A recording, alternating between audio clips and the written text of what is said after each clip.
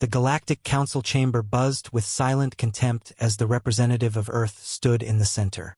Ambassador Rhea Solis, dressed in the black and silver regalia of the Terran Union, maintained her composure while the other species voted. The verdict had already been decided. By unanimous decree, boomed the gelatinous speaker of the council, a being of ancient lineage from the YLLR Dominion. The species known as Homo sapiens is hereby exiled from all council-aligned systems.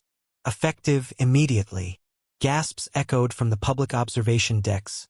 Shock, not at the decision, but at the calm expression on Rhea's face. "We understand," she said simply. "May history remember who abandoned whom." With that, she turned and left, flanked by Terran guards in polished exo-armor. The council believed that was the end of it.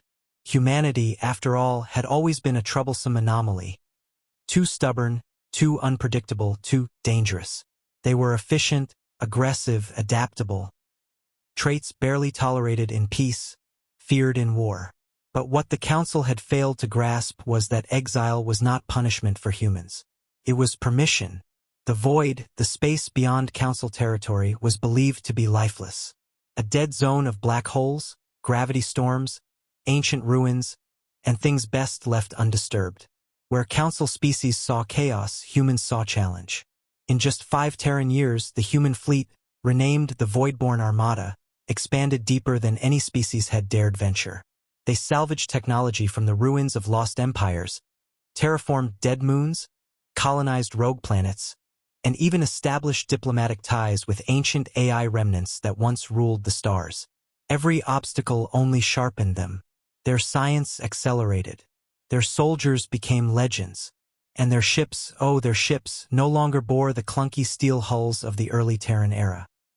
Now they glided in silence, cloaked in gravitic shadows, armed with weapons reverse-engineered from pre-galactic civilizations. 10 years later, the Galactic Council faced its gravest crisis.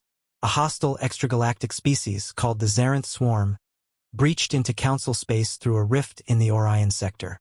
No defense held. The Zarenth didn't communicate. They consumed. Planet by planet, they devoured worlds and repurposed matter into more of their kind. Council fleets crumbled.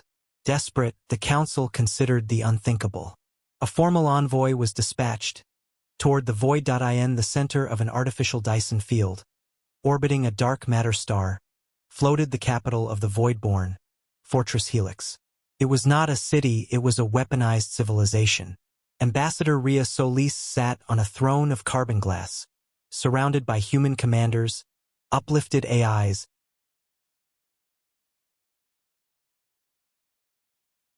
and alien allies once forgotten by the galaxy. She read the council's plea with amused silence. "They exiled us," growled Admiral Kieran Voss. "Now they come begging."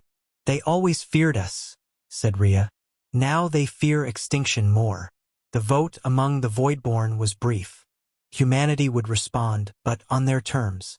The counteroffensive was swift and surgical. Where council fleets had failed, Voidborn ships moved like phantoms. A single human dreadnought could dismantle a swarm cluster in under a minute. Their tactics were alien even to the swarm, decentralized, adaptive, ruthless. The Zarenth were pushed back. Their rift sealed by collapsing a neutron core, an impossible feat before humans re-engineered the laws around it. Humanity didn't just fight, they dominated. And in doing so, they earned something the Council had never given: obedience.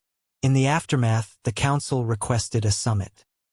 The once mighty chamber that had banished humanity now welcomed them with bowed heads and trembling voices.